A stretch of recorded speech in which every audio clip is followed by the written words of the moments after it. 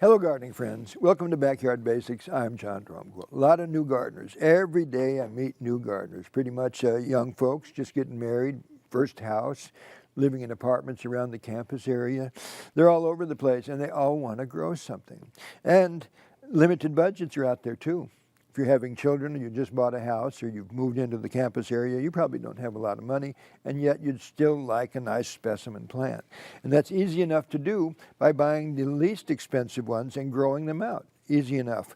Like these little tiger jaws right here. This is a great one. You buy that small one, step it up over time into the bigger pot, and pretty soon you have something that's got a value of 3 times that the little one was. This down here on the end, look at that. There's a million plants in there. That's a Haworthia. You buy a couple of those, put them in a pot.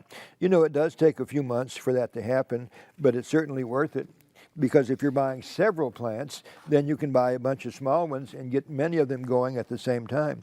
This one right here in front of me is the Bird's Nest Sansevieria.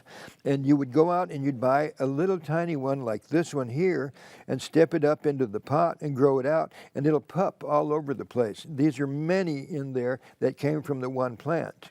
And there's also variegated ones. One of the other plants that looks difficult to grow, but it's not, these are the Neoregelias, these guys right here. Look at the variegation on that. You can buy one of these. This is a double plant in here now because they begin to pup out. But what happens is, over time, and not a long time either, they start doing this. See, they're all coming from the mother plant like I showed you right there. They're all around it. Those can be propagated, but I like them all together because look at this beautiful thing. So the investment in that turns into this nice specimen for you. You don't have to spend a lot of money. Here right now is the Dickeas, and these are, you buy one of them and they'll multiply like you see right there. It's a beautiful plant. I like to collect these. And so I don't know why. They're beautiful plants, but they're certainly thorny.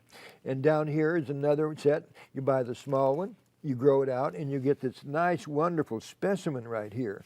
So there's a good way to buy a nice collection of plants to get started with and then turn them into nice large plants easily so the budget isn't affected. You have some beautiful specimens, spend a little bit of time doing it, enjoying them from when they first start to when they mature, and you know what? You did it yourself. For Backyard Basics, I'm John Drumgoole. Go out and enjoy your garden, and go out and enjoy your inside garden too.